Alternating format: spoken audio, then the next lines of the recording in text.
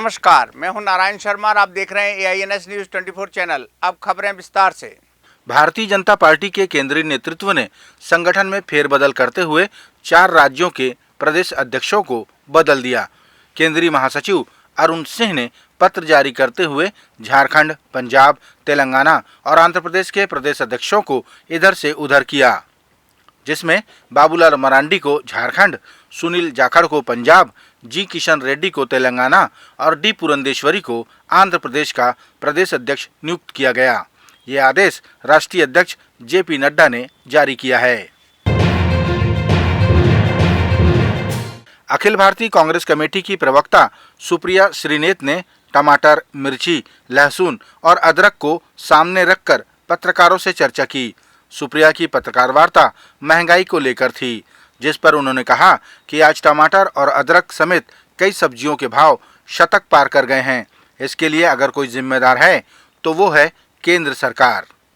एक और चीज करी जा रही है, आपकी आंखों में धूल झोंककर आपकी जेबों पर डाका पड़ रहा है। वजन घटाया जा रहा है पैकेटों का, और या तो दाम वही रखा जा रहा है या दाम बढ़ाया जा रहा है। सिलसिलेवार तरीके से आपको बता देती हूं। ये बिस्किट का पैकेट आपको याद होगा, पार्ले जी का पैकेट है। गांव, शहर, देहात कहीं भी जाइए, ये छोटा पैकेट खूब बिकता है। ये छोटे पैकेट का दाम 5 रुपए, लेकिन अब ये 50 ग्राम का हो गया है। पहले ये 80 ग्राम का था, 30 ग्राम कम कर दिया गया, दाम वही रखा गया, तो ये बिस्किट बड़ा महंगा हो गया। ये चाय की पत्ती है, पहले 50 रुपए में 250 ग्राम मिलती थी, अब 70 रुपए में 200 ग्राम मिल रही है। ये चाय की पत्ती है। जब हम लोग की तरफ गांव जाते हैं तो लोग बिस्किट का पैकेट और चाय जरूर खिलाते हैं। चाय पिलाएंगे, बिस्किट खिलाएंगे।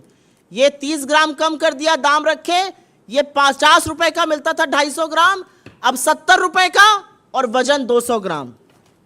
ये नमकीन के कुछ पैकेट में लाई हूं। 10 रुपए में पहले 65 ग्राम नमकीन बिकता था। ये पैकेट है आप लोग के सामने। अब 10 रुपए में 32 ग्राम नमकीन बिक रहा है, मतलब आधा कर दिया। 33 ग्राम इस नमकीन के पैकेट को कम कर दिया गया। आपको लगता है बिक तो अभी 10 ही का रहा है, लेकिन आप आधे नमकीन के दाम के अब वही 10 रुपए दे रहे हैं जो पहले आप 65 ग्राम के देते थे, अब 32 ग्राम के दे रहे हैं। ये मटर लोग खाते हैं, बड़े स्वाद से खाई जाती है, चाय के साथ, शरबत के साथ। गांव, शहर, देहात जाइए, गरीब आदमी जरूर लेकर आता है, क्योंकि बड़ा पैकेट महंगा पड़ता है, छोटा पैकेट 10 रुपए का ले आओ। ये 10 रुपए के पैकेट में पहले 65 ग्राम आती थी, अब 42 ग्राम आ रही है। और ये प्रतिक्षम किम प्रमाणम है, ये सब आपको दिखाकर बता रही हूं मैं। मेरे कोई आंकड़े नहीं है, ये पैकेट में सब लेके आई हूं, आपको दिखाकर इसका दाम और इसका वजन बता रही हूं। अभी थोड़ी देर बाद आके पास में देख भी लीजिएगा। ये मूंगफली है, ये मुझे बड़ी पसंद है। अब पता चल रहा है कि इसके तो मैं दुगने दाम दे रही हूं। 10 रुपए में 55 ग्राम मिलती थी, अब 34 ग्राम मिल रही है। ये मूंगफली का पैकेट है, 10 रुपए में पहले 55 ग्राम मिलता था, अब 34 ग्राम बिक रहा है। हमारी आंख में धूल झोंककर आप ही की जेब में दिन दहाड़े डाका डाला जा रहा है। ये चॉकलेट है, आप में से कुछ लोगों को बड़ी पसंद है। ये चॉकलेट 10 रुपए में अब मिलती है 13 ग्राम, पहले ये 5 रुपए की 13 ग्राम थी, डबल हो गया दाम। 5 रुपए की चॉकलेट 10 की हो गई, पता ही नहीं चला। लेकिन जब खर्चा करो तो जरूर पता चलता है। ये कॉफी का पैकेट है, 7 ग्राम मिलता था 10 रुपए का, अब 5.5 ग्राम मिल रहा है। 1.5 ग्राम कहां चला गया? मोदी जी की जेब में। और ये टोमेटो सॉस है, समोसा वमोसा जो आप लोग खाते हैं, आप लोगों को पसंद है ये सॉस। ये 100 रुपए का 950 ग्राम, करीब करीब 1 लीटर मिलता था, अब ये 850 ग्राम मिल रहा है 100 रुपए का। तो ये जवाबदेही किसकी है? इन सब चीजों का जो दाम बढ़ाया गया, वजन घटाया गया, जनता को मूर्ख समझा गया, ये कौन कर रहा है? ये महंगाई मैन नहीं तो और कौन कर रहा है? और क्या सरकार कुछ कर नहीं सकती है? सरकार चाहे तो बहुत कुछ कर सकती है। कॉमन सिविल कोड को लेकर पूर्व मंत्री अरविंद नेताम ने सर्व आदिवासी समाज के बैनर तले कहा कि इसे लेकर भारत सरकार जल्दीबाजी न करे, वरना समाज और सरकार के बीच टकराव की स्थिति निर्मित हो सकती है। नेताम ने कहा कि अभी प्रस्ताव ही नहीं आया है, लेकिन प्रस्ताव आने के बाद सरकार आदिवासी समाज को विश्वास में लेकर ही कोई फैसला करे।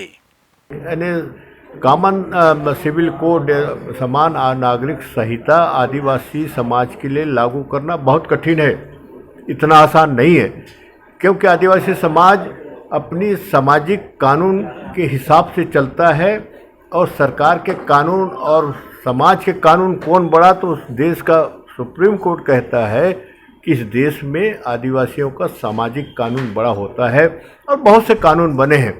पर जो इन संविधान की व्यवस्था का कानूनों का क्या होगा जब यूनिफॉर्म सिविल कोड लागू होगा, ये चिंता का विषय है और कई मुद्दों पे ये टकराहट होगी समाज के बीच में और सरकार के बीच में। तो इसलिए हम चाहते हैं इस मसले को भारत सरकार कोई जल्दीबाजी न करे, समाज को विश्वास में ले। और अभी तक तो चूंकि प्रस्ताव आए नहीं देश के सामने और ऐसा लगता है कि हम अंधेरे में तीर मारने वाली बात हो रही है, तो प्रस्ताव आ जाए तो और हम उसको और अध्ययन करके अच्छे ढंग से हो सकता है कुछ चीज़ें उसमें हम स्वीकार करें और उसमें कुछ सोचने का मौका मिले कि क्या बदलाव कर सकते हैं, ये भी एक मौका हो सकता है। पर जब तक प्रस्ताव नहीं होगा तब तक इसमें बहुत ज़्यादा ये कहना भी बड़ा मुश्किल हो जाता है। पर हम भारत सरकार से निवेदन करना है इसमें जल्दीबाजी न करें और विश्वास में लेकर के जो भी हो सकता है प्रस्ताव को देश के सामने रखें, ताकि हम लोग पढ़ करके अध्ययन करके उसमें अपनी प्रतिक्रिया जाहिर करें।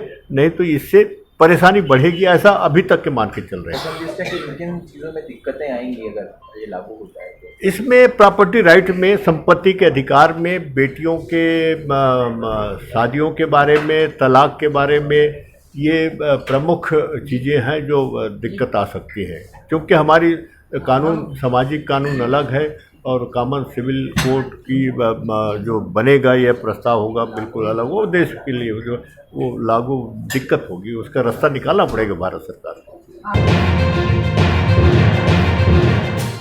छत्तीसगढ़ भारतीय जनता पार्टी के नेता प्रतिपक्ष नारायण चंदेल ने कहा कि प्रधानमंत्री के प्रवास की आहट से ही कांग्रेस पार्टी घबरा गई है। उन्होंने कहा कि कांग्रेस को नहीं भूलना चाहिए कि छत्तीसगढ़ राज्य का गठन भारतीय जनता पार्टी की सरकार ने ही किया। चंदेल ने कहा कि केंद्र सरकार द्वारा दिए जा रहे विभिन्न योजनाओं के मद के पैसों का दुरुपयोग कांग्रेस की सरकार ने किया है। कि छत्तीसगढ़ राज्य का निर्माण भारतीय जनता पार्टी ने किया है। छत्तीसगढ़ राज्य के अगर कोई निर्माता हैं तो ये देश के पूर्व प्रधानमंत्री, जन जन के नेता आदरणीय अटल बिहारी वाजपेयी हैं। इस बात को यहाँ के कांग्रेस के लोगों को नहीं भूलना चाहिए। और छत्तीसगढ़ के विकास की गाथा छत्तीसगढ़ राज्य के निर्माण के साथ ही शुरू हुई है, लेकिन आज कांग्रेस के लोग मोदी जी के आने के सूचना से ही लगातार बेतुका बयानबाजी कर रहे हैं, जबकि जो भारत की सरकार ने, केंद्र की सरकार ने, मोदी जी की सरकार ने छत्तीसगढ़ की कांग्रेस सरकार को, भूपेश सरकार को जितना दिया है उसमें भारी भ्रष्टाचार इन्होंने किया है। चाहे वो जल जीवन मिशन हो, चाहे वो शौचालय का मामला हो, चाहे वो गरीब अन्य योजना हो, जितनी योजनाएं भारत सरकार की चल रही हैं, चाहे वो हितग्राही मूलक योजना हो या विकास की योजनाएं, प्रधानमंत्री आवास भारत सरकार के जो राशि भेजी है उसको अन्य मद में खर्चा करना, उसमें भारी भ्रष्टाचार करना। जल जीवन मिशन भ्रष्टाचार का अड्डा बन गया है। भारत सरकार ने, केंद्र सरकार ने, मोदी सरकार ने जो पैसा भेजा है उसका सदुपयोग ये छत्तीसगढ़ की कांग्रेस सरकार नहीं कर पा रही है। और कांग्रेस के लोगों को हम ये कहना चाहते हैं कि जितना मोदी जी की सरकार ने भेजा है उसका आभार व्यक्त करें। छत्तीसगढ़ के आबकारी मंत्री कवासी लखमा ने प्रधानमंत्री के रायपुर प्रवास को लेकर कहा कि 4 सालों तक वे कहां थे, ये जनता पूछेगी। लखमा ने कहा कि नरेंद्र मोदी विकास वाले प्रधानमंत्री नहीं हैं, वे तो चुनाव वाले प्रधानमंत्री हैं। उन्हें पहले आकर यहाँ विकास की बात करनी थी, रोजगार की बात करनी थी। उन्होंने कहा कि जनता अब सब कुछ समझ चुकी है। हमारे देश का प्रधानमंत्री, उसको छत्तीसगढ़ में आना ही चाहिए, लेकिन ये 4 साल क्यों नहीं आया, यहाँ के लोग पूछेंगे। 4 साल में छत्तीसगढ़ हमारे देश का हिस्सा है। या 4 साल पहले आके या विकास का बात करते, सड़क का बात करते, या फैक्ट्री खोलने का बात करते, या के लोगों को, नौजवान लोगों को रोजगार देने का बात करते। ये 4 साल गायब थे। कहीं छत्तीसगढ़ हमारे अंडर में नहीं है। आज चुनाव के माहौल में आकर ये प्रधानमंत्री, ये चुनाव वाला प्रधानमंत्री है, देश का विकास का प्रधानमंत्री नहीं है। इसको छीद हो रहा है और सारे मंत्री आ रहे हैं। सारे मंत्री आके, इनका प्रमुख झंडा है, टीवी में चलता है कि 9 साल भारतीय जनता पार्टी, नरेंद्र मोदी जो काम किया है उसको बताएंगे। लेकिन अब लोग मीडिया वाला ज्यादा जानते हो। राजनाथ सिंह आया, इतना बड़ा सियान आदमी, खाली सिर्फ धर्मांतरण, यही है। नरेंद्र मोदी 9 साल धर्मांतरण नहीं किया क्या? मैं इनसे पूछने चाहता हूं कि ये धर्मांतरण नहीं किया 9 साल। उनको बताने, मतलब उनका विकास का बताने आने वाला काली धर्मांतरण की बात करते हैं। बीजेपी काली धर्मांतरण ने 9 साल किया है, कांग्रेस ऐसा काम नहीं करती। दंतेवाड़ा जिले के सर्वविभागीय संविदा कर्मचारी अपने नियमितीकरण की मांग को लेकर 3 जुलाई से अनिश्चितकालीन हड़ताल पर चले गए हैं। उनकी एक सूत्रीय मांग है नियमितीकरण। कर्मचारी महासंघ ने कहा कि 2018 में घोषणा की गई थी कि रिक्त पदों पर नियमितीकरण किया जाएगा, साथ ही किसी भी संविदा कर्मचारी की छटनी नहीं की जाएगी। कर्मचारियों ने सरकार से पूछा कि ये वादा कब पूरा किया जाएगा। हमने सरकार से वार्तालाप करने के कई प्रयास किए, उन तक हम पहुंचने की कोशिश की है। इसी संबंध में हमने इन 4.5 सालों में 1 दिवसीय धरना प्रदर्शन, रैली और अभी जनवरी में हम लोगों ने 5 दिवस का निश्चितकालीन हड़ताल भी किया था बजट पास होने से पहले। पर सरकार हमारे विषय में कोई भी निर्णय नहीं ले पा रही है।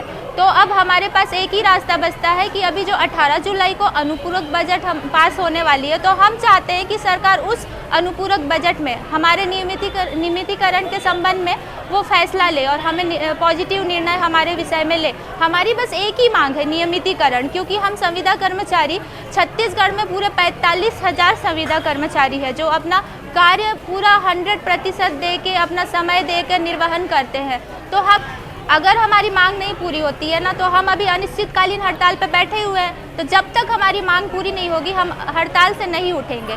इस बार हम सरकार को कोई मौका नहीं देना चाहते। हमेशा ऐसा होता है कि वो सिर्फ आश्वासन देती है और हमें आश्वासन नहीं चाहिए, हमें कोई ठोस निर्णय चाहिए। जब तक हमें ये नहीं मिलता हम हड़ताल से नहीं उठेंगे। हड़ताल जारी रहेगी और जो भी नुकसान होगा, जितनी भी योजनाएं सरकार चला रही है, उसके लिए सरकार स्वयं जिम्मेदार होगी। छत्तीसगढ़ व्यावसायिक परीक्षा मंडल द्वारा आयोजित की गई सहायक शिक्षक की परीक्षा के परिणाम के आंकड़ों में हुई त्रुटि को लेकर पूर्व कलेक्टर व भाजपा नेता ओपी चौधरी ने शिक्षा में माफिया राज का आरोप लगाया। उन्होंने कहा कि लगातार शिक्षा के क्षेत्र में घोटाले सामने आ रहे हैं, जो प्रदेश के युवाओं के साथ अन्याय है। 2 जुलाई 2023 को जो परिणाम घोषित किया गया है, उसमें जो मेरिट लिस्ट में नंबर हैं अभ्यर्थियों की, वो 1,46,275 है। 99 अभ्यर्थी अतिरिक्त कहां से पैदा हो गए? अब उसको लेकर के प्रेस नोट सफाई की जारी की गई है कि पहले टेलीफोनिक आधार पर लिया गया था। क्या पहले प्रेस विज्ञप्ति जारी की गई थी, उसमें कहा गया था कि टेलीफोनिक आधार पर अनुमानित उपस्थित अभ्यर्थियों की संख्या? ऐसा बिल्कुल नहीं कहा गया था। और कभी इनके धावक उसेन बोल्ट से ज्यादा दौड़ जाते हैं, ज्यादा तेज दौड़ जाते हैं, उस पर लिपिकीय त्रुटि कह देते हैं। कभी ये टेलीफोनिक आधार पर लिया गया है कह देते हैं। भर्ती में माफिया, रोजगार में माफिया की आशंकाएं हमारे छत्तीसगढ़ में लगातार बलवती होती जा रही हैं और छत्तीसगढ़ के युवा भाइयों को कहीं न कहीं अनेक प्रकार के अन्यायों का सामना करना पड़ रहा है, जो हम सब के लिए अत्यंत दुर्भाग्यजनक है। छत्तीसगढ़ प्रदेश स्वास्थ्य कर्मचारी संघ ने भी सरकार के खिलाफ मोर्चा खोल दिया। वे अपनी 24 सूत्रीय मांगों को लेकर हड़ताल पर बैठ गए हैं। ये हड़ताल अनिश्चितकालीन बताई जा रही है। जिला दंतेवाड़ा के स्वास्थ्य कर्मचारियों ने बताया कि 15 सालों से उनकी मांगे लंबित थीं, लेकिन इस सरकार से उन्हें उम्मीद थी, लेकिन लंबे समय बाद भी मांगे पूरी न होने के कारण ये कदम उठाया गया है। इस शासन से बहुत कुछ आशा थी और इसने अपने घोषणा पत्र में भी वादा किया था कि हम अनियमित कर्मचारियों को नियमित करेंगे और हमारे जो नियमित कर्मचारियों की वेतन विसंगति है इसको दूर करेंगे। ये इनके घोषणा पत्र में था। 4 साल तक हम लोगों ने इंतजार किया। अब 3 महीने 4 महीने बचे हुए हैं। इसमें हम लोगों की जब आशा खत्म हो चुकी है उसके बाद हमें यह कदम उठाना पड़ा है। हम नहीं चाहते कि जनमानस की सेवा से हम दूर रहें, लेकिन इस सरकार ने हमको मजबूर कर दिया है आंदोलन करने पर। और यह आंदोलन सिर्फ आज का नहीं है, ये जब तक हमारी मांगें पूरी नहीं होंगी उस दिन तक ये जारी रहेगा। अनिश्चितकालीन आर पार की लड़ाई होगी। ये थे आज के प्रमुख समाचार। आप देख रहे थे AINS न्यूज़ 24 यूट्यूब चैनल। कल फिर मिलेंगे ताज़ा तरीन समाचारों के साथ। तब तक रोजाना की खबरों के लिए आप हमारे लोकप्रिय यूट्यूब चैनल AINS न्यूज़ 24 को सब्सक्राइब, लाइक और शेयर करना ना भूलें। नमस्कार।